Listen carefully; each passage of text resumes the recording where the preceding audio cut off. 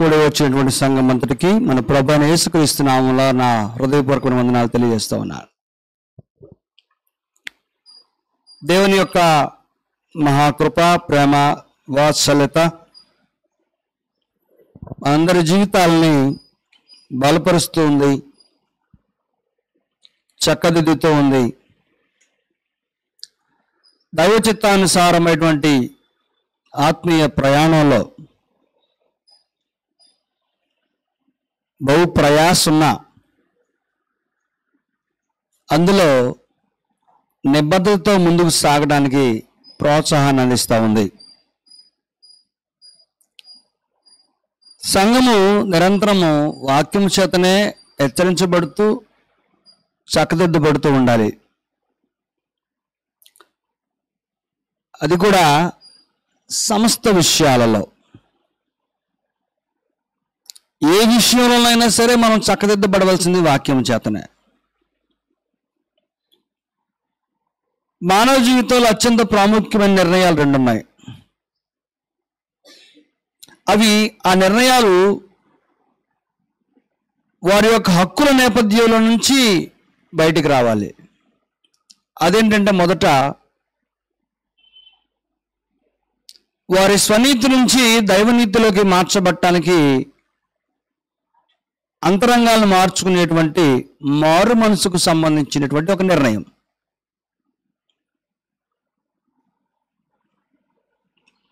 మారు మనసు గురించి యేసు ప్రభు స్పష్టంగా హెచ్చరించాడు.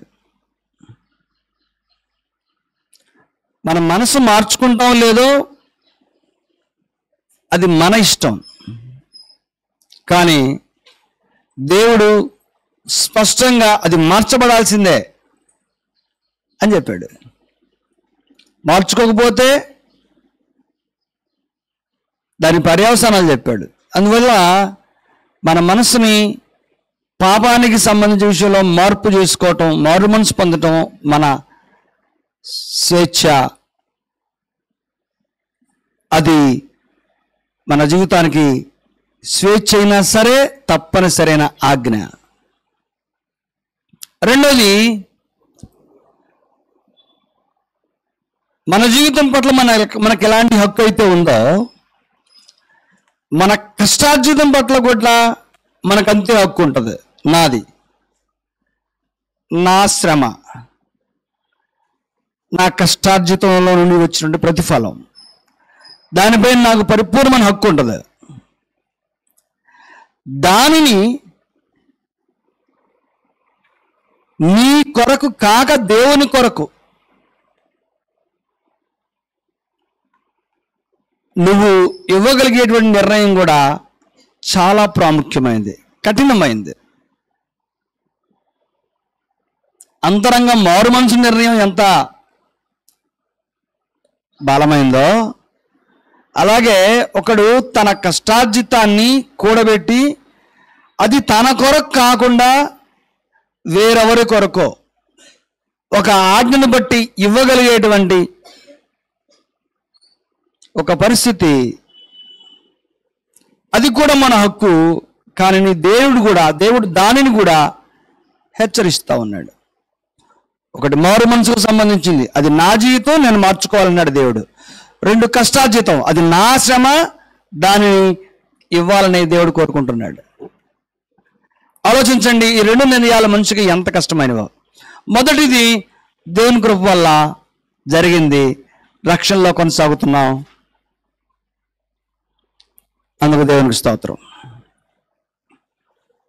ఇకపోతే రెండవది, గత సోమవారం సంఘాభివృద్ధికి అవసరమైన వ్యక్తిగత బాధ్యత గురించి మాట్లాడమని రత్నకిషోర్ గారిని కోరినప్పుడు ఆయన 3 విషయాలు చెప్పాడు. ఒకటి, మొట్టమొదటిది స్థానిక సంఘంలో సంఘ పెద్దలు ఏర్పడాలి అని చెప్పాడు. 2, ఆ సంఘంలో బిడ్డల యొక్క బ్రాటప్, పిల్లల్ని పెంచేటువంటి విధానం చాలా ప్రాముఖ్యమైనది, దాని గురించి హెచ్చరించాడు. 3వది, దేవునికి ఇవ్వటాన్ని గురించి మాట్లాడాడు. మన శ్రమలో నుండి, మన కష్టార్జితంలో నుంచి దేవునికి ఇవ్వటం ఎంత ప్రాముఖ్యమైందో తెలియజేశాడు. ఈ రోజు నుంచి వీలైతే కొన్ని వారాలు దాని గురించినటువంటి లోతైన విశ్లేషణ ఆలోచించే ప్రయత్నం చేద్దాం. అంటే ఆయన వాటికి సంబంధించిన సూచనలు చేశారు. మనం కొంచెం చరిత్రాత్మక నేపథ్యంలోకి వెళ్ళి ఎలాగా ఈ దేవుడు ప్రారంభించాడు, ఎందుకు దాని ఆవశ్యకత ఉంది, దాని భవిష్యత్తు ఏంటి, దానివల్ల జరిగించబడబోయే కార్యక్రమాలు ఏంటి, ఎందుకు దేవుడు అలాగా కోరుకున్నాడు మనకు తెలియాలి. ఇంతకుముందు మనం అపోస్తలుడైన పౌలు కొరింథీయులకు రాసినటువంటి మొదటి పత్రికలో నుంచి చూసాం. 16వ అధ్యాయం 1వ వచనంలో పరిశుద్ధుల కొరకైన చందా విషయం అయితే నేను గలతీ సంఘంలోకి నియమించిన ప్రకారము మీరు చేయుడు. నేను వచ్చినప్పుడు చందా పోగు చేయకుండా ప్రతి ఆదివారంన మీలో ప్రతి వాడును తాను వర్ధిల్లిన కొలది తన యొద్ద కొంత సొమ్ము నిలువ చేయవలని చెప్పాడు. ఇది ఏకాఏకిన పౌలు దగ్గర ప్రారంభించబడ్డ నియమం కాదు. మానవుని నుండి దేవుడు కోరుకున్నటువంటి ఒక ప్రాముఖ్యమైనటువంటి అంశం, ఒక ప్రధానమైంది. అది దేవుని పట్ల మానవునికి ఉన్నటువంటి ప్రేమను, దేవుని పట్ల మానవునికి ఉన్నటువంటి భక్తిని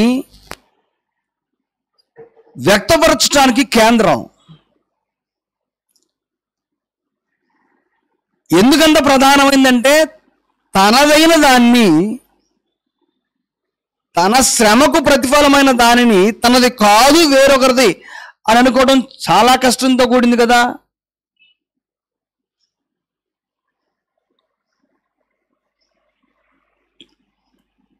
అందుకు ఆ నిర్ణయం జరిగినప్పుడు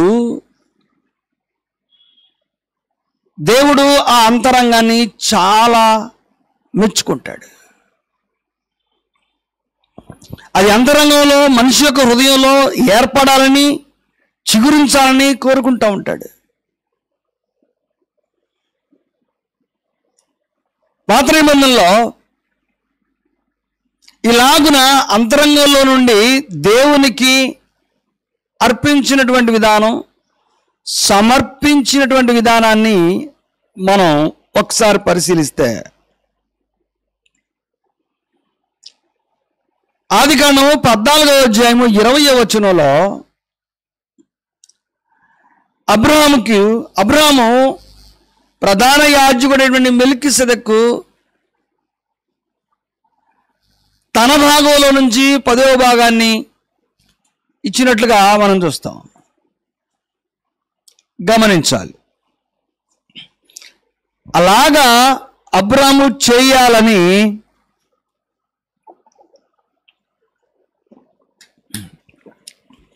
అది ఆజ్ఞాపించబడినది కాదు.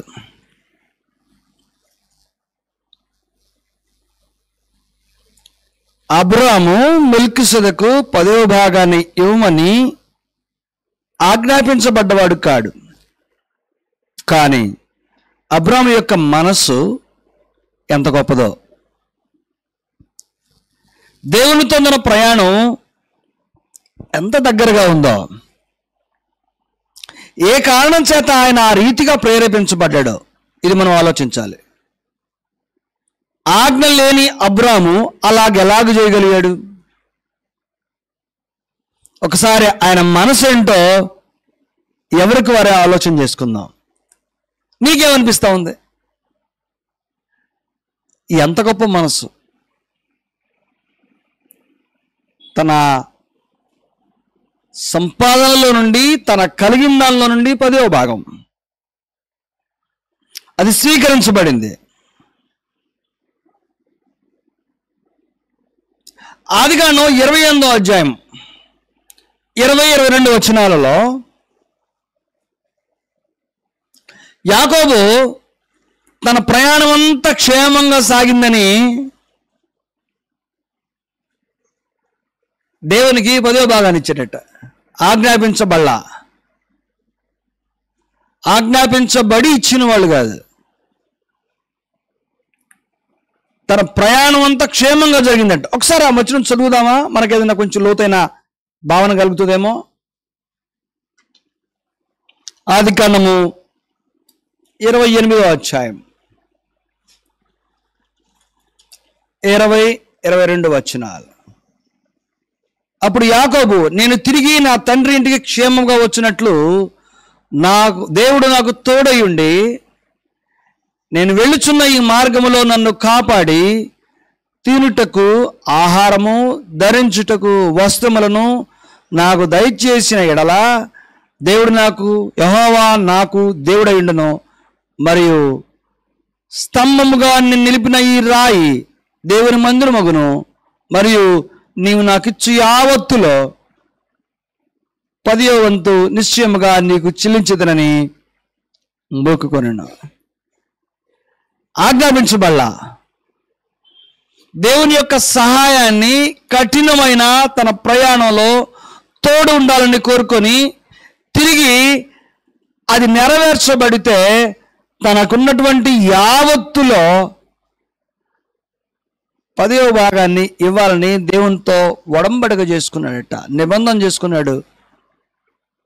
ఆజ్ఞాపించబడినటువంటి ఆ దినాలలో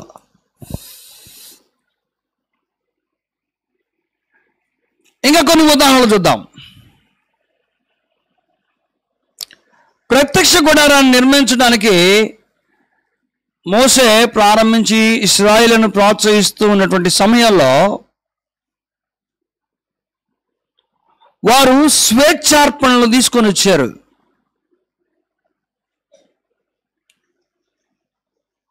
ఇవ్వడం గురించి బైబిల్లో ఎక్కడెక్కడ ఉందో మీకు నేర్పడం కొరకు ఈ సంగతులు చెప్పడంలా. వారికి మనకి మధ్య ఎంత తేడా ఉందో ఆలోచింపజేయడం కొరకు ఈ సంగతులు చెప్తా ఉన్నా.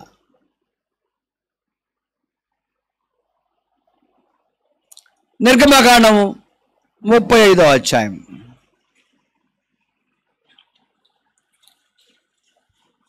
4-5 వచనాలు.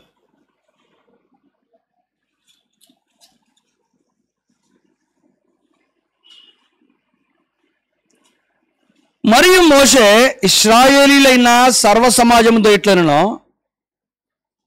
యెహోవా ఆజ్ఞాపించినదేమనగా మీరు మీలో నుండి యెహోవాకు అర్పణము పోగు చేయడి. ఎట్లనగా బుద్ధి పుట్టిన ప్రతివాడు యెహోవా సేవ నిమిత్తము బంగారు, వెండి, ఇత్తడి, నీల, ధూమ్ర, రక్త వర్ణములు,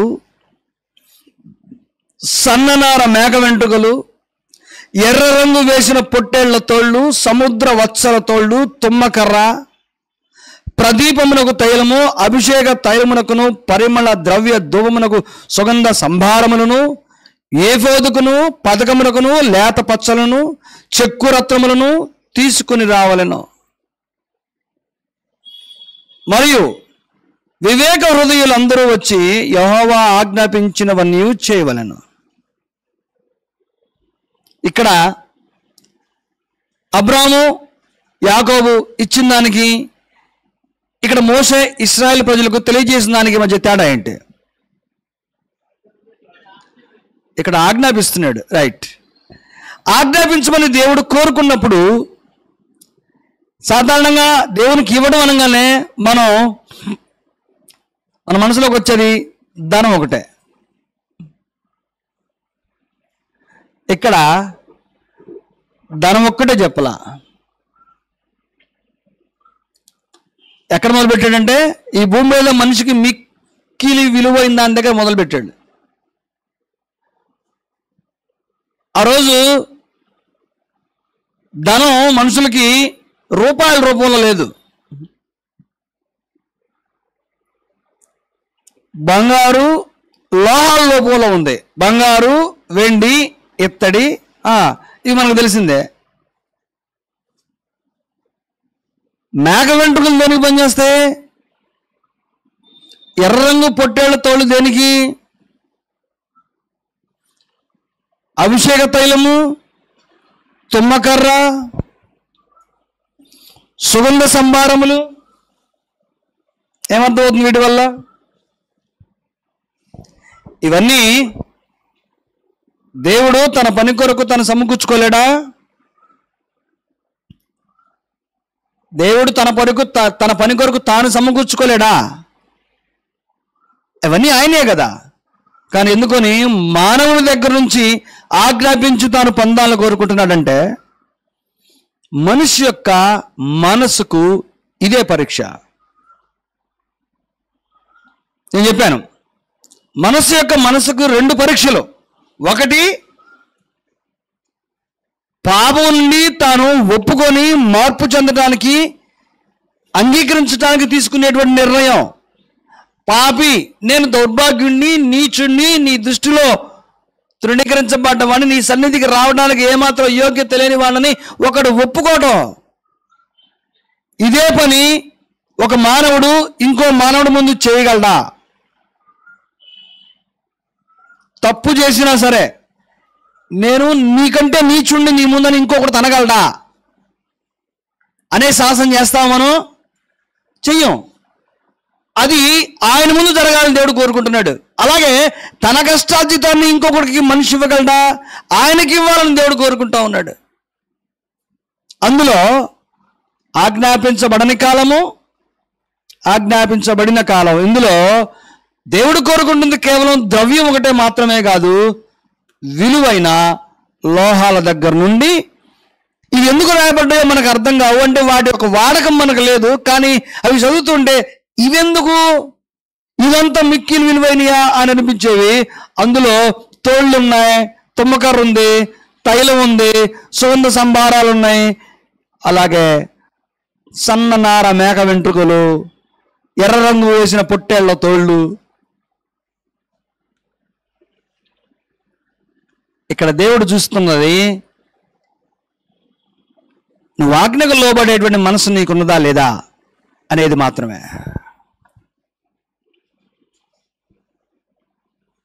ఇలాగా మనం పరిశుద్ధ గ్రంథాన్ని ఆలోచించుకుంటూ వెళ్తూ ఉంటే, ఆయా సందర్భాల్లో మనం పరిశీలించినప్పుడు దావీదు దేవుని యొక్క ఆలయ నిర్మాణానికి ఎంతగా సమకూర్చాడో మనం చూస్తాం.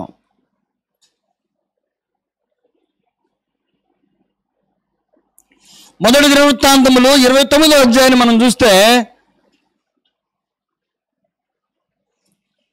దావీదు మరియు ఇశ్రాయేలీలు దేవాలయ నిర్మాణానికి స్వేచ్ఛార్పణలు తీసుకుని వచ్చాడని రాయబడింది. ఇవి ఆజ్ఞ లేని కాలానికి సంబంధించి, ఆజ్ఞ ఉన్నటువంటి కాలానికి సంబంధించి, అలాగే మన దృష్టికి మిక్కుల విలువ గలవిగా ఇందులో ఉన్నవి, మన దృష్టికి పెద్ద విలువ లేనివి కూడా ఇందులో ఉన్నాయి. వెనకాల దేవుడిని చూస్తున్నది మాత్రం మన హృదయం, మన అంగీకారం. అది కూడా ఇష్టపూర్వకమైనటువంటి అంగీకారం. నువ్వు దానికి సిద్ధమా కాదా, ఇదొక్కడే దేవుడు పరిగణలో చేయడు. కానీ నువ్వు ఇచ్చేదాన్ని కొలవడు,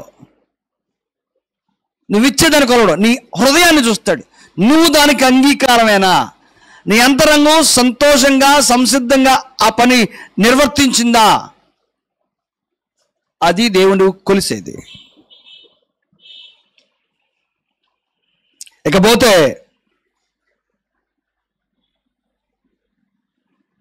ఇశ్రాయేలీల కాలానికి వచ్చినప్పుడు, వారికి ఆజ్ఞ అనుగ్రహించబడిన తర్వాత ప్రధాన యాజకుల కొరకు ఇవ్వాల్సిన వాటిని సంఖ్యాకాండం 18వ అధ్యాయంలో చెప్పాడు. పండుగలకు సంబంధించినటువంటి సందర్భంలో వారు ఇచ్చినవి, వారు ఇవ్వాల్సిన వాటి గురించి చెప్పాడు. అలాగే పేదలను కనికరించే విషయంలో వారి బాధ్యతను గుర్తు చేశాడు. నేను అన్నీ చదవట్లేదు, మీకు గుర్తు చేస్తా ఉన్నాను. యాజకులకు ఇవ్వాల్సిన వాటి గురించి చెప్పాడు. ఇశ్రాయేలు కాలంలో బోల్డన్ని పండుగలు ఉన్నాయి కదా, లేవి కాలంలో చెప్పిని. ఆ పండుగలన్నింటినీ జరిగించడానికి ఇవ్వాల్సినవి చెప్పాడు. కానీ ఒకటి ఖచ్చితంగా చదవాలి. ద్వితీయోపదేశకాండం 14వ అధ్యాయం 28వ వచనం. ద్వితీయోపదేశకాండం 14వ అధ్యాయం 28వ వచనం, 28, 29 వచనాలు. నీ దేవుడని యెహోవా నీవు చేయు నీ చేతి పని అంతటిలోనూ నిన్ను ఆశీర్వదించినట్లు 3 సంవత్సరాలకు ఒకసారి ఆ ఏట నీకు కలిగిన పంటలో 10వ వంతు బయటకు తెచ్చి నీ ఇంట ఉంచవలెను. అప్పుడు నీ మధ్యన పాలైనను స్వాస్థ్యమైనను లేని లేవీలను, నీ ఇంటనున్న పరదేశులను, తండ్రి లేని వారును, విధవరాండ్రును వచ్చి భోజనము చేసి తృప్తి పొందుదురు. నీ ఇంటనున్న అంటే అది ఎక్కడుంది? లోపల. ఎందుకుంది లోపల? నీ కష్టార్జితం కనుక. దాన్ని ఎక్కడ రమ్మంటాడు దేవుడు? బయటికి తీసుకుంటా. ఎవరి కోసం? దిక్కులేని వారికి, తండ్రి లేని వారికి, పరదేశులకు, విధవరాండ్రు, వీరందరూ తిని తృప్తిగా భోజనం చేయాలి నీ కష్టార్జితంలో నుండి, నువ్వు లోపల ఉంచిన దానిలో నుంచి. అందువల్ల వాటిని తెచ్చి ఎక్కడ పెట్టమన్నాడు?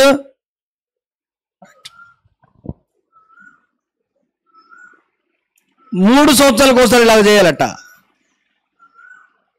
ఆ ఏట నీ కలిగిన పంటలో 10వ వంతు అంతయు బయటికి తెచ్చి. అంటే దేవుడు నీ కష్టార్జితంలో దేవుని కార్యములకు మాత్రమే గాక దిక్కులేని వారికి, తండ్రి లేని వారికి, విధవరాండ్రకు, పరదేశులకు పాలు కలుగు చేస్తా ఉన్నాడు. నీ అంతరంగాన్ని పరీక్షిస్తా. ఇక్కడ అంతట్లో ప్రధానమైంది దేవుడు నీ అంతరంగానికి పెడుతూ ఉన్నటువంటి పరీక్షే. నేను చెప్పే కదా, నీది అనుకున్నప్పుడు నువ్వు ఇవ్వడానికి నీ అంగీకారం ఎంత, అంగీకార పాళ్ళు ఎంత. ఒక తండ్రి తనది తన బిడ్డకి ఇవ్వడానికి సంకోచించాల్సిన అవసరం ఏమీ లేదు, అవునా కదా? కానీ ఒకడు తన కష్టార్జితాన్ని తనకు సంబంధం లేని వేరొకరికి ఇవ్వడానికి ముందుకు రావటం దైవనీతి. అది నీ నుండి, నీ అంతరంగంలో నుండి దేవుడు స్పందనగా బయటికి రావాలని కోరుకుంటా ఉన్నాడు.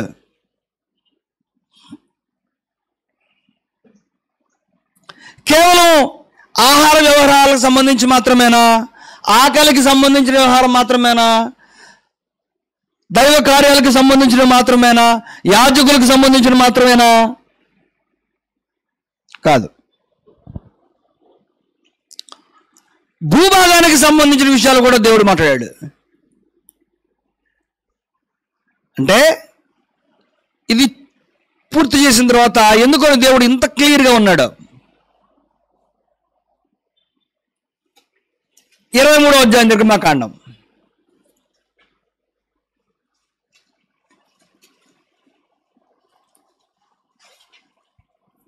10-11. 6 సంవత్సరములు నీ భూమిని విత్తి దాని పంట కూర్చుకొని వలెను, 7వ సంవత్సరమున దానిని బీడు విడవలెను. 6 సంవత్సరాలు వ్యవసాయం చేయాలంట పంటలో, పొలంలో. 7వ సంవత్సరాన్ని నువ్వు వ్యవసాయం చేయకూడదు, దాన్ని బీడు వదిలిపెట్టేయాలి. ఎందుకో?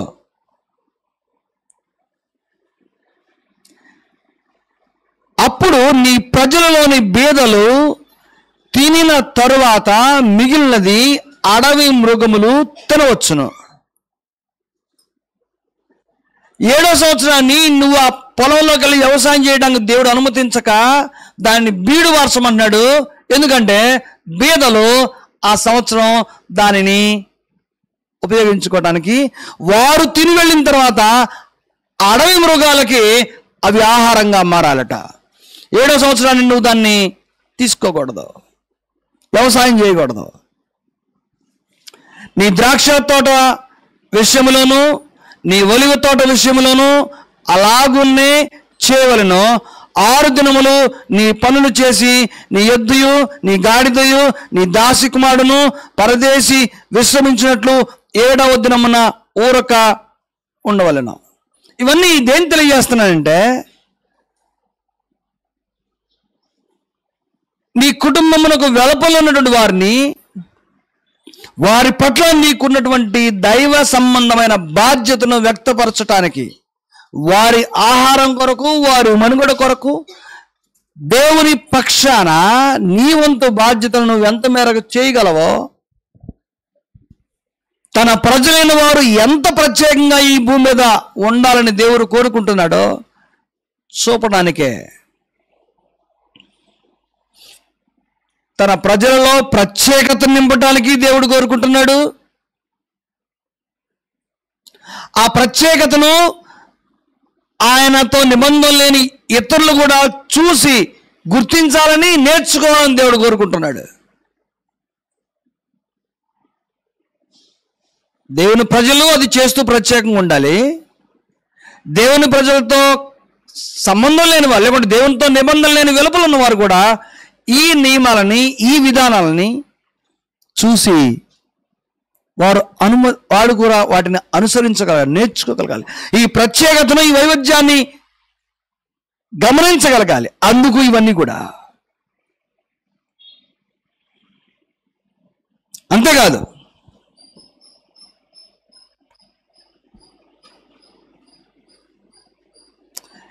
ఇరవై 25వ వచనంలో నీ దేవుడైన యెహోవానే సేవింపవలెను, అప్పుడు ఆయన నీ ఆహారమును నీ పానమును దీవించును. నేను నీ మధ్య నుండి రోగమును తొలగించెదను.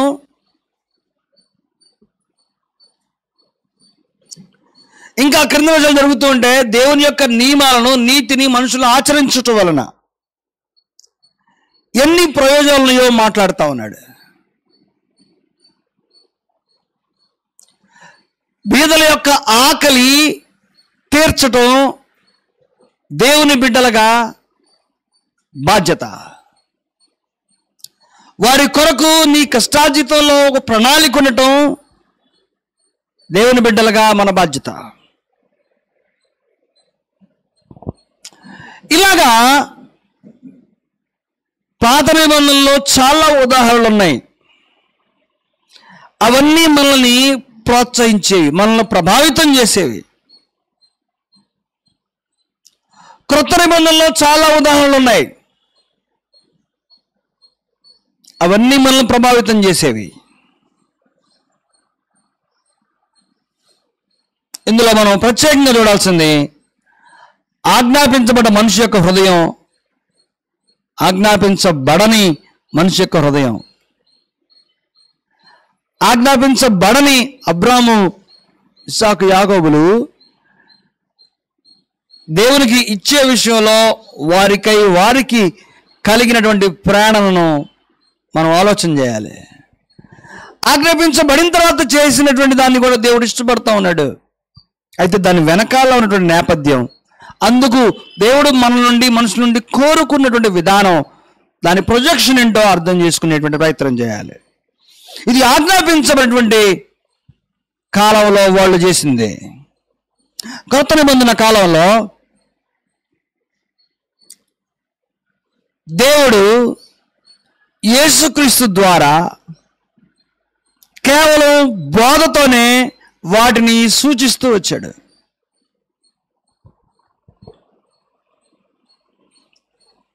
ఎలాగా చూద్దాం ఒకసారి.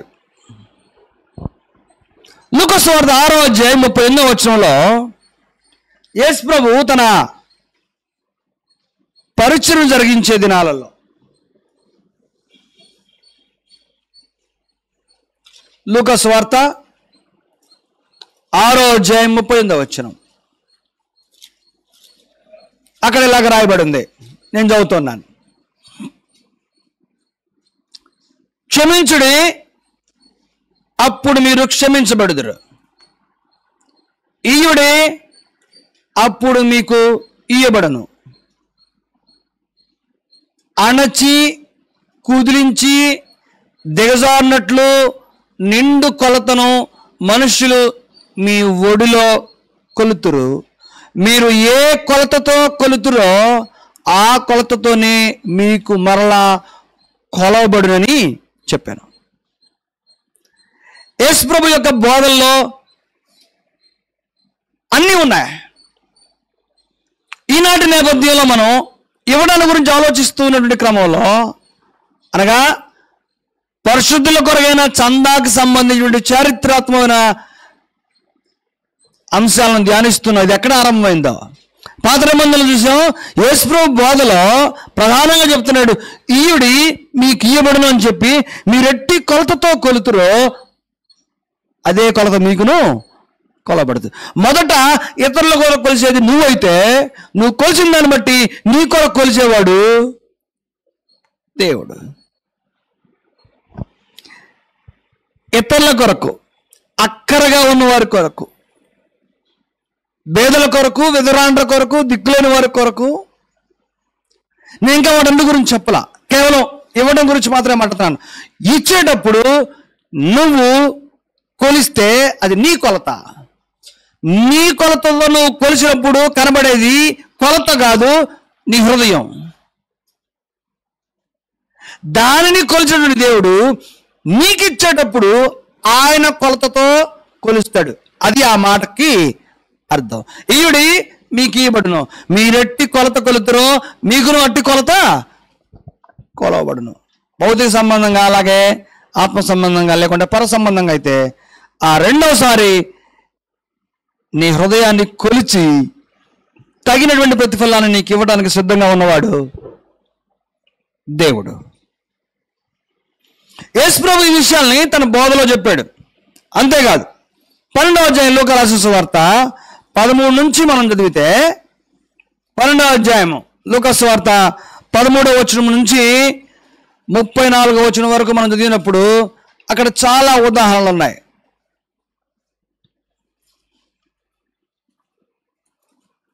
పిత్రార్జితమైన వాటిలో పాలు పంచి పెట్టాలని ఆ సోదరులో చెప్పుగా ఆయన అడుగా, ఆయన పోయి మీ మీద తీర్పునిగానైనా పంచిపెట్టువానైనా నన్ను ఎవరు నియమించిన అతనితో చెప్పాను. ఇలాగ సంగతులు మాట్లాడుతూ, అనగా మనుషుల యొక్క కష్టార్జితము లేకుంటే వారి స్వాస్థ్యాల గురించి ప్రస్తావన వచ్చిన వాటన్నిటి గురించి దేవుడు మాట్లాడబోవటం లేదు. కానీ ఇచ్చే విషయంలో నీ హృదయం ఎలాంటిదో మాత్రం ఆయన మెజర్ చేయబోతా ఉన్నాడు.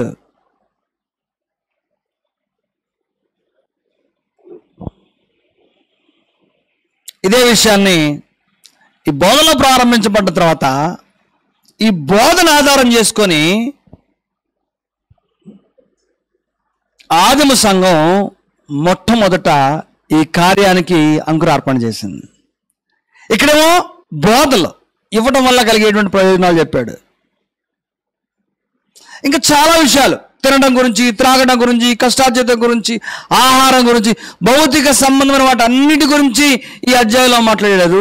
అనగా ఇక్కడ ఏమర్థం అవుతుందంటే, యేసు ప్రభు వాటి గురించి మనుషుల్లో ఎలాంటి మార్పును చూడాలని కోరుకుంటున్నాడో వాటి సవివరంగా చెప్పాడు. అయితే ఆదిమ సంఘం దీన్ని జరిగించే కాలానికి వారు ఏ కారణం మీద జరిగించారో మనకు తెలియాలి. ఇప్పుడు చూద్దాం అపోస్తలుల కార్యం 2వ అధ్యాయం. అపోస్తలుల కార్యం 2వ అధ్యాయము 44వ వచనంలో పాత నిబంధనలో ఆత్మరూపకమైన ఇవ్వటం, క్రొత్త నిబంధనలో యేసు ప్రభు ఇవ్వడానికి కూర్చుంటే బోధ, దానికి రాబోయే ప్రతిఫలం. ఇప్పుడు స్థాపించబడ్డ సంఘం తొలి దినాలలో వారు దేవుని పేర ఇవ్వడానికి గల కారణం అక్కడ స్పష్టంగా రాయబడింది. ఎందుకు ఇచ్చారో చూద్దాం. 44వ వచనం. విశ్వసించిన వారందరూ ఎంతమంది?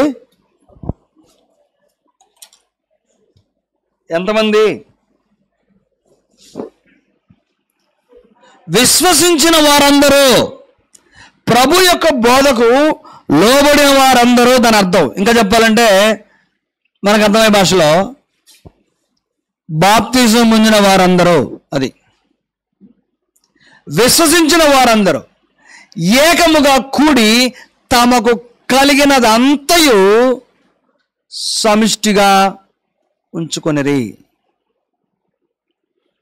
ఇదిగాక వారు తమ చర స్థిరాస్తులను అమ్మి అందరికీ వారి వారి అక్కర కొలది పంచిపెట్టిరి. వారేక మనస్కులై ప్రతిదినము దేవాలయములో తప్ప కూడుకొనుచు ఇంటింటా రొట్టె విరుచుచు దేవుని స్తుతించుచు ప్రజలందరి వలన దయ పొందిన వారై ఆనందముతోనూ నిష్కపటమైన హృదయముతోనూ ఆహారము పుచ్చుకొనుచు ఉండిరి. విశ్వసించిన వారందరూ ఒక పని చేశారు. ఒక్కరు కూడా అందులో జారిపోలా. మొదట ఏక మనస్సు సంపాదించుకొని వారి కష్టార్జితాన్ని, స్థిర చర ఆస్తులను ఎవరైనా అక్కర్లో కనబడితే వాళ్ళకి ఇవ్వటానికి ఏమాత్రం వెనకాడనటువంటి ఒక గొప్ప మనస్తత్వంతో వారు ఇవ్వడం ప్రారంభించారు. ఏమి నమ్ముంటారో, వారికి ఏమర్థమైందో, ఏమి గ్రహింపగలిగిందో వారికి. 4వ అధ్యాయం మళ్ళా కంటిన్యూ చేస్తాను. 32వ వచనం. విశ్వసించిన వారందరూ, మరలా ఇదే మాట 2:44లో విశ్వసించిన వారందరూ రాయబడింది. 4:32లో విశ్వసించిన వారందరూ, అందరూ రక్షించబడ్డ వారందరూ ఏక హృదయమును ఏకాత్మీయ గలవారై ఉండిరి. ఎవడును తనకు కలిగిన వాటిలో ఏది తనదని అనుకొనలేదు. వారి కలిగినదంతయు వారికి సమిష్టిగా ఉండెను అని రాయబడింది.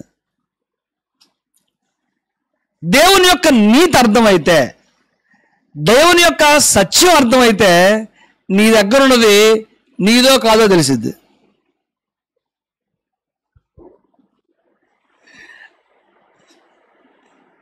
మన వద్దన్నది అసలు ఎవరితో అర్థమవుతుంది. మనది అనుకునే ఏది మనది కాదు. మనం ఏదైతే ఇది మనది, నాది అని, నా స్వాస్థ్యంగా, నా హక్కుగా నువ్వు భావిస్తూ నీ అంతరంగంలో ఎక్కడో ఒక మూలన జెండా ఎగరేసావు చూసావా, నాది అని. ఒకడు అలాగే అన్నాడు. మనం చాలాసార్లు చదువుకుంటాం అతని గురించి. కానీ ఏమైంది?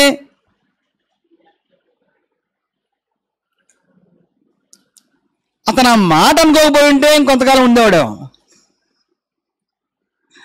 అనుకున్నందుకు ఇలాంటి వాడికి వెంటనే బుద్ధి చెప్పకపోతే వీడిని చూసిన తర్వాత చాలా మంది పాడైపోతారు అనుకున్నాడు దేవుడు. దైవనీతికి ఎవడైతే ఈ లోకంలో పూర్తిగా విరుద్ధమైనటువంటి పునాదులు వేసే ప్రయత్నం చేస్తాడో దేవుడు ఏ కాలంలో అలాంటి వ్యక్తిని విపేక్షించలా. మళ్ళా చెప్తా ఉన్నాను, దైవనీతికి విరుద్ధమైన దాన్ని ఎవరైనా ప్రారంభించే ప్రయత్నం చేస్తే వాడి వల్ల తర్వాత తరాలకి ఎంత నష్టం కలుగుతుందో దేవునికి తెలుసు. అలాంటి వారిని ఎవరిని విపేక్షించాల. అందుకే చూడండి, ఆదాము అవ్వలు తినవద్దన్న పండు ఆజ్ఞాపించిన దాన్ని తిన్నప్పుడు దేవుడు ఇంకొక టైం తీసుకోవాలి. వాళ్ళని ఆ దినమే శిక్షించాడు. దేవుని పరిశుద్ధతకు, దేవుని నీతికి మనుషుడు ఎప్పుడు భంగం కలుగు చేయకూడదు. అది క్యారెక్టర్ విషయంలో కావచ్చు, మరి దేని విషయంలో అయినా సరే. ఈరోజు మనం ఇవ్వడం గురించి ఆలోచన చేస్తున్న క్రమంలో పరిశుద్ధుల కొరకైన చందాకు సంబంధించినటువంటి చరిత్రని జ్ఞాపకం చేసుకుంటా ఉన్నాం. అది క్రొత్త నిబంధనలో ప్రారంభించబడింది కాదు.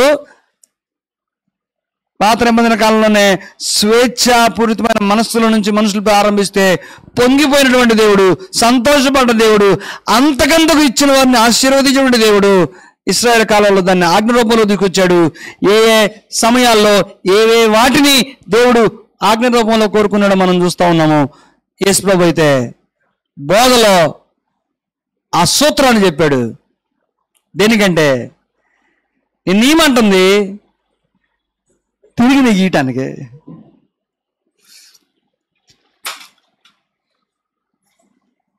నేను ఇవ్వమంటుంది తిరిగి నీకు ఇవ్వటానికి. ఆ బోధ అర్థం చేసుకున్న వారు ప్రారంభించారు.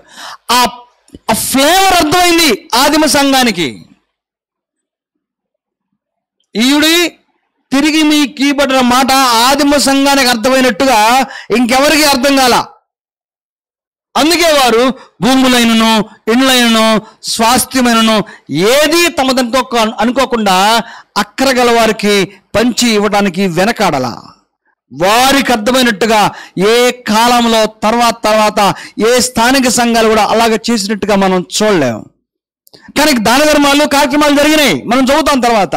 అంటే కరువు అప్పుడు మొదలైనటువంటి సందర్భాల్లో ఇవ్వటాన్ని మనం చూస్తూ వచ్చాం. కొన్ని విధానాలు మీ ముందు ఉంచేటువంటి ప్రయత్నం చేస్తాను. ఆదిమ సంఘం వాళ్ళు ఏ రీతిలో వాళ్ళు ఇచ్చినటువంటి సందర్భాలు ఉన్నాయంటే,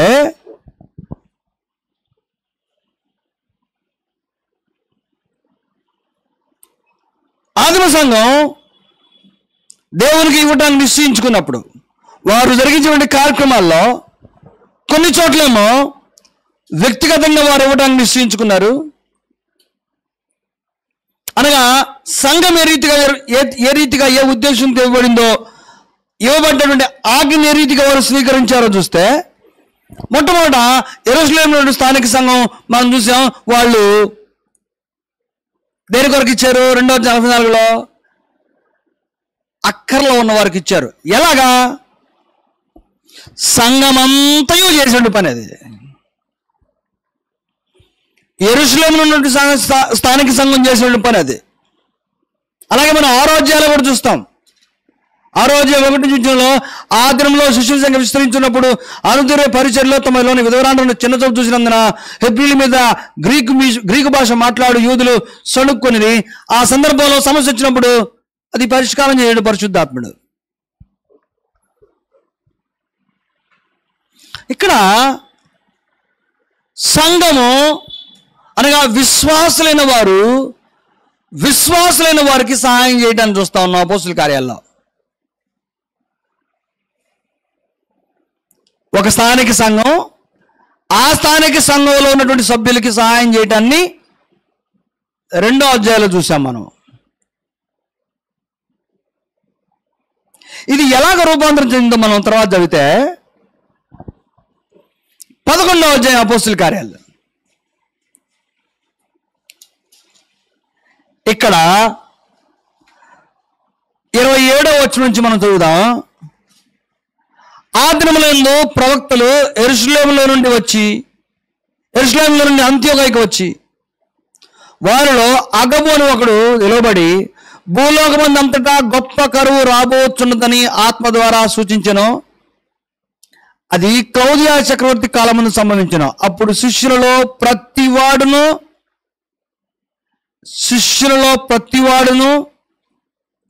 తన శక్తి కొలది యోదయలో కాపురమున్న సహోదరులకు సహాయము పంపుటకు నిశ్చయించుకొనెను. అపోస్తలుల 2వ అధ్యాయంలో విశ్వాసం చేసిన పనికి 11వ అధ్యాయంలో విశ్వాసం చేసిన పనికి తేడా ఏంటి? ఒక స్వల్పమైనటువంటి తేడా ఉంది. అక్కడేమో స్థానిక సంఘంలో ఉన్నటువంటి విశ్వాసులు అక్కర్లు తీర్చడం కొరకు వాళ్ళు ఇచ్చారు. ఇక్కడ వేరే స్థానిక సంఘాల్లో కరువు రావటం వలన ఒక స్థానిక సంఘం ఇతర స్థానిక సంఘంలో ఉన్నటువంటి వారికి సహాయం పంపించేటువంటి ఒక మాదిరిని అంత్యోకయలో ఉన్నటువంటి స్థానిక సంఘం ప్రారంభించేట్టుగా మనం చూస్తా ఉన్నాం. స్థానిక సంఘం తమలో అక్కరగల వారికి సహాయం చేయటం ఒక ఎత్తు అయితే 2వ అధ్యాయంలో 11వ అధ్యాయంలో వేరే చోట అక్కరగా ఉన్నటువంటి వారికి విశ్వాసమైన వారు సహాయాన్ని ధర్మాన్ని పంపటాన్ని మనం చూస్తూ ఉన్నాం. అది అంత్యోకయలో ఉన్నటువంటి సంఘం, అక్కడ ఉండే శిష్యులు ఆ పని చేయడానికి పూనుకున్నారు. చూడండి, కాలగమనంలో మార్పులు ఎలా జరుగుతూ వచ్చాయో. అప్పుడు శిష్యులలో ప్రతి వాడును తన శక్తి కొలది యోలో కాపురమున సహోదరులకు సహాయము పంపుటకు నిశ్చయించుకున్నారు. ప్రతి వాడు నిశ్చయించుకున్నాడు. మనం ఎలా ఉంటుంది తెలుసా? ఏదైనా ఒక పిలిపించామనుకోండి సంఘానికి, కార్యక్రమానికి సంబంధించి ఎలాగ ఆలోచన చేస్తామంటే ఉన్నవారు ఇవ్వండి, లేకపోతే మౌనం ఉండండి అన్నట్టుగా ఉంటుంది.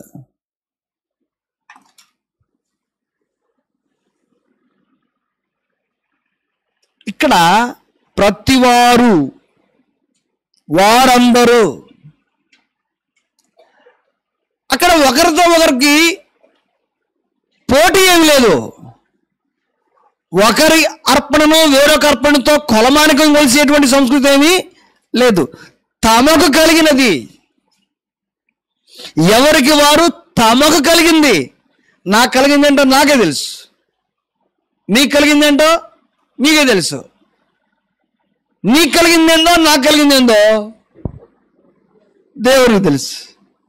అందుచేత ఈ విషయమై నీది నాది కొలుచుకోవాల్సిన అవసరం, చర్చించుకోవాల్సిన అవసరం ఎంత మాత్రం కూడా లేదు. కానీ నీవు ఏంటంటే ఇక్కడ నీ హృదయం దానికి స్పందించిందా లేదా, అది ప్రధానమైనది. నీ హృదయం దానికి స్పందించిందా లేదా? ఎందుకు స్పందిస్తే దేవుని నీతి నీ పట్ల నెరవేర్చబడుతుంది. ఏంటి దేవుని నీతి? ఇయుడి మీకు ఇవ్వబడును. దేవుడు నీ జీవితంలో తన కార్యాన్ని జరిగించాలి కదా. ఆ జరిగించడానికి మొదట నీ దగ్గర నుంచి ఒక స్పందనను కోరుకోవడం కొరకు చేపడుతున్నాడు ఈ కార్యాచరణ. 2వ అధ్యాయంలో ఒక విధమైనటువంటి స్పందన, 11వ అధ్యాయంలో వేరొక రకమైనటువంటి స్పందన. రోమిలకు రాసిన పత్రిక 15వ అధ్యాయాన్ని మనం చదివితే అక్కడ ఇంకొంచెం మరింత ఘనమైనటువంటి స్పందనని మనం చూస్తూ వస్తాం. చూద్దాం అక్కడ రాయబడిందో. రోమిలకు రాసిన పత్రిక 15వ అధ్యాయము 25వ వచనం.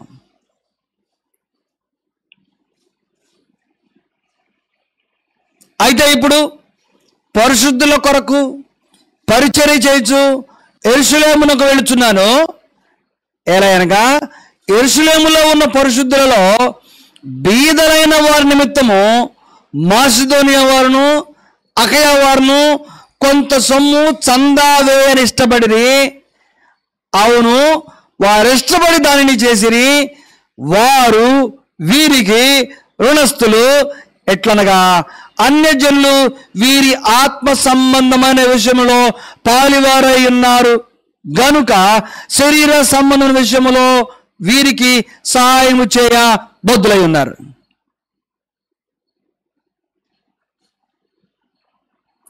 అన్యజనులైన వారు ఆత్మ సంబంధం విషయంలో పాలివారై ఉన్నారు గనుక, ఆత్మ సంబంధం విషయంలో పాలివారై ఉన్నటువంటి వారు ఎవరైనా ఉంటే వారు శరీర సంబంధ విషయాల్లో సహాయము చేయ బద్దులు. అంటే బాగా అర్థం ఉండాలి వచ్చిన విశ్వాస సమూహం ఎక్కడున్నా రక్షణలో యేసు ప్రభు యొక్క రక్తము చేత కడగబడి ఒకే విశ్వాసాన్ని కొనసాగిస్తూ ఉన్నటువంటి కారణాన మిగిలినటువంటి భౌతిక సంబంధమైన ఆంక్షలేమీ తీసేసి సహాయము చే బద్ధతే ఉన్నదే. ఇక్కడ ఏం చూస్తున్నామంటే ఆయా స్థానిక సంఘాలన్నీ కలిసి ఒక స్థానిక సంఘానికి సహాయం చేయడం చూస్తున్నాం. 3 రకాల స్పందన. ఒక స్థానిక సంఘం ఆ స్థానిక సంఘంలో విశ్వాసులకు సహాయం చేసుకోవటం, ఒక స్థానిక సంఘం వేరే స్థానిక సంఘానికి సహాయం పంపడం, ఒక ప్రాంతంలో ఉన్న స్థానిక సంఘాలన్నీ ఒక సంఘానికి సహాయం పంపడం. మీకు అర్థమవుతున్న ఈ 3 విధానాలు. ఈ స్పందన ఎలా కలుగుతుంది విశ్వాస సమూహంలో అంటే, ఎవరైతే దైవ నియమానికి లోబడతారో వారి వలన మాత్రమే కలుగుతుంది. వారి అంతరంగాలను దేవుడు రేపుతాడు. ఈ మూడిట్లో మనం ఏ కోవ చెందిన వాళ్ళం? ఎవరికి వారే కుటుంబంగా, వ్యక్తిగతంగా, సంఘంగా ఆలోచన చేయండి. మన ముందు ఉన్నటువంటి బాధ్యత చాలా పెద్దది.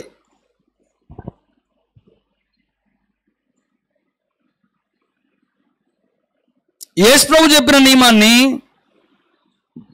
ఆదిమ సంఘం ఆచరించడం మొదలుపెట్టింది. పౌలు వచ్చే కాలానికి సంఘంలో ఇవ్వడానికి సంబంధించిన నిబద్ధత పెరిగింది. సంఘాల్లో నుండి సంఘానికి, సంఘంలో నుంచి వేరొక సంఘానికి సహాయం ట్రాన్స్ఫర్ అవుతూ వచ్చింది. పేదల విషయమై, అక్కరగల వారి విషయమై. మళ్ళీ చదువుతాను నేను. ఏలైనగా యెరూషలేములో ఉన్న పరిశుద్ధులలో పేదలైన వారి నిమిత్తము మాసిదోనియా వారు, అకయ వారు కొంత సొమ్ము చందా పోగు చేయని ఇష్టపడింది. మాసిదోనియా సంఘం అంటే అదే పేద సంఘం, వాళ్ళు సంబంధులు కాదు. అంటే చందా పంపించుంటారంటే మరి అక్కడ మంచి మంచి సౌండ్ పాటలు ఉన్నాయి మీరు అనుకుంటున్నారేమో. చదువుదాం ఒకసారి. మొదటి తెస్సలోనికి రాసిన పత్రిక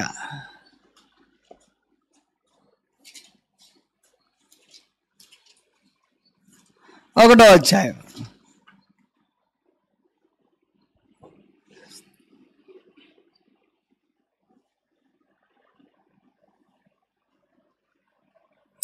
ఏడవ వచనం మనం చూద్దాం.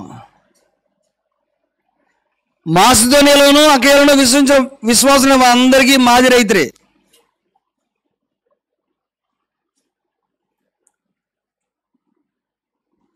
వీరు మాదిరి కనబరుస్తూ ఉన్నారు. ఎంతగా అంటే తెస్సలోనిక సంఘం మాసిదోనియ సంఘానికి మాదిరి చూపించింది, అకయలోని విశ్వాసులకు మాదిరి చూపించింది. ఎంతగా అంటే తెస్సలోనిక సంఘం యొక్క కార్యాచరణ మాసిదోనియాలో, అకయలో మ్రోగెను అనే మాటలు చదువుతాను.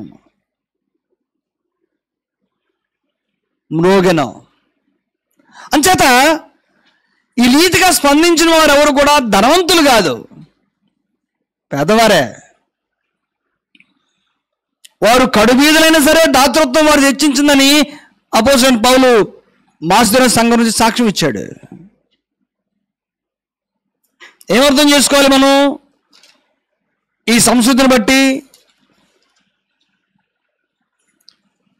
అక్కడున్నటువంటి బీదలైనటువంటి వారి కొరకు ఇక్కడున్న వారు స్పందించినటువంటి స్వభావం, వారు చందా పోగు చేసినటువంటి విధానం వారి బాధ్యతను గుర్తు చేస్తూ ఉంది, వారి ఆత్మీయ జీవితాన్ని గుర్తు చేస్తూ ఉంది. ఇవ్వబడ్డ ఆజ్ఞకాలం, ఆజ్ఞ రూపంలో ఇవ్వబడినటువంటి కాలం, ఆజ్ఞ రూపంలో ఇవ్వబడకపోయినా ఆత్మీయ జీవితాన్ని ప్రదర్శిస్తూ దేవుని వాక్యం పట్ల వారికి ఉన్నటువంటి నిబద్ధతను చూపుతూ ఒక స్థానిక సంఘం తమ స్థానిక సంఘంలో ఉన్న వారి అక్కరగల వారిని, అదే స్థానిక సంఘం వేరే ప్రాంతంలో అక్కరగల వారికి, అలాగే వేరువేరు ప్రాంతాల్లో ఉన్న స్థానిక సంఘాలు ఒక స్థానిక సంఘంలో ఉన్న పేదలైన వారికి ఈ సహాయం చేసుకోవడం కొరకు ఏర్పరచబడ్డ గొప్ప ఆత్మీయ సంస్కృతి మనం ఈరోజు ధ్యానిస్తూ ఉన్నాం.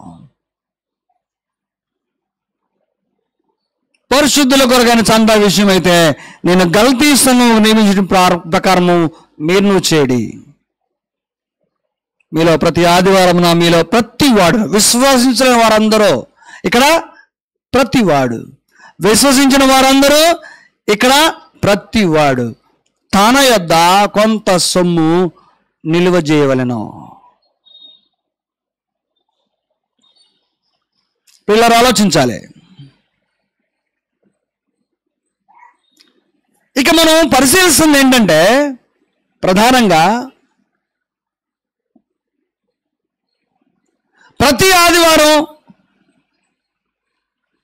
ప్రతి ఒక్కరూ కానుక అర్పించాలనేది ఆదిమ సంఘం ఏర్పరచుకున్న నియమం కాదు.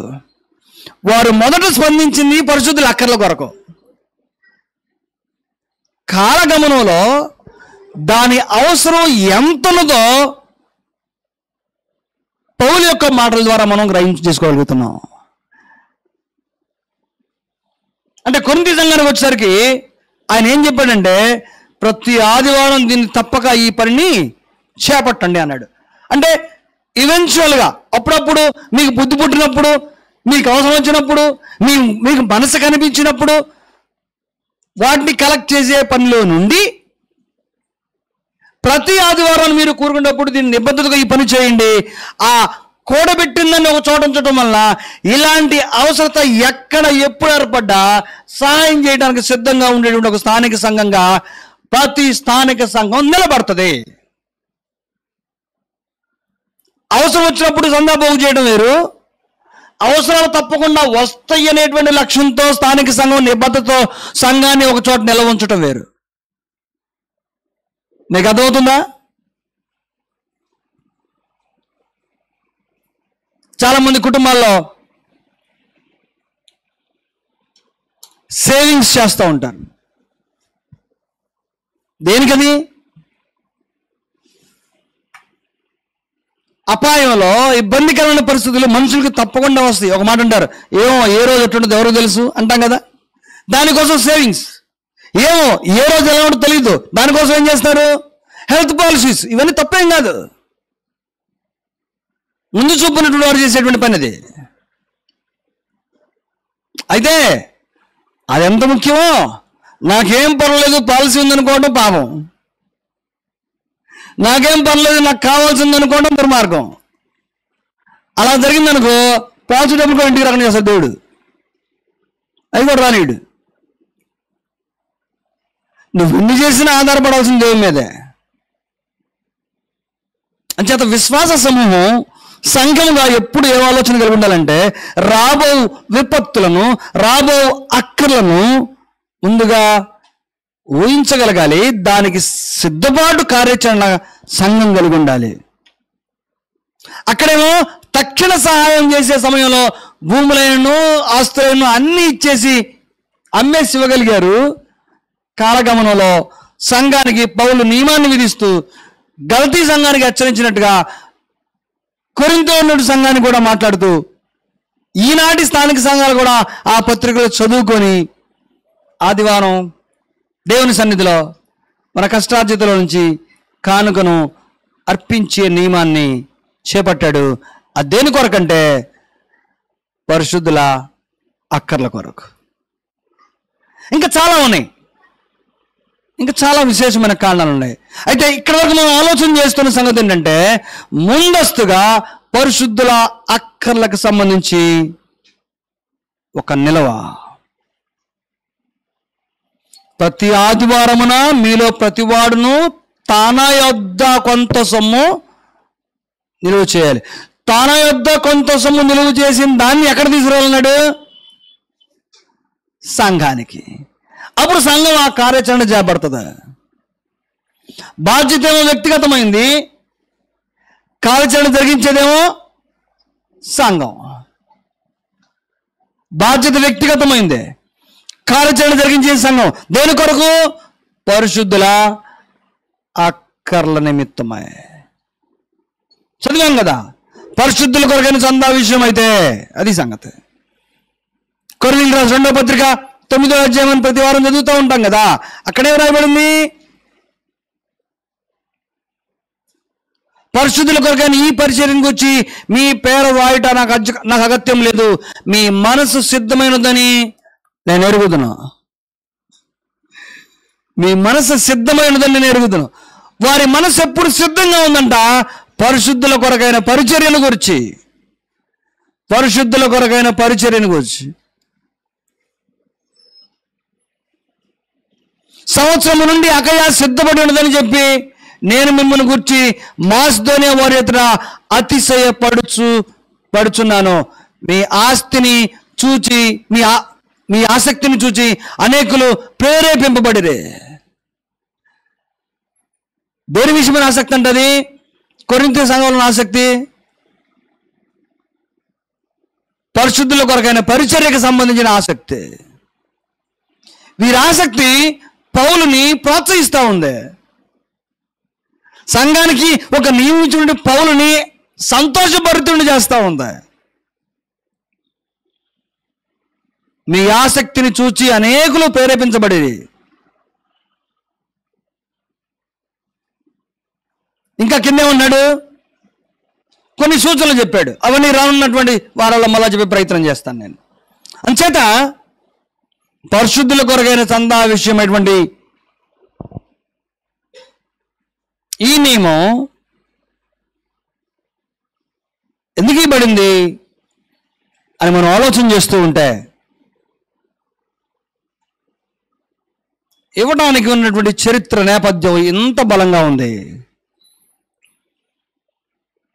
అది దైవ నీతి. ఆజ్ఞ లేని కాలంలోనైనా ఆజ్ఞ ఉన్న కాలంలోనైనా దేవుని బిడ్డలైన వారు తమ ప్రత్యేకతను దీనిని బట్టే చాటుకుంటూ ఉంటారు. అది ఆయన ఏర్పరచుకున్న మనుషులుగా అక్కరలో ఉన్నటువంటి ఆకలితో ఉన్నటువంటి పేదల విషయమై విశ్వాస సంబంధమైన సంఘం యొక్క బాధ్యతగా, ప్రతి ఒక్క విశ్వాసి యొక్క బాధ్యతగా ఉండాలని ప్రభువు కోరుకుంటా ఉన్నాడు. మనం తెలుసో తెలియకో బహుశా దీన్ని నిర్లక్ష్యం చేస్తూ ఉన్నామేమో.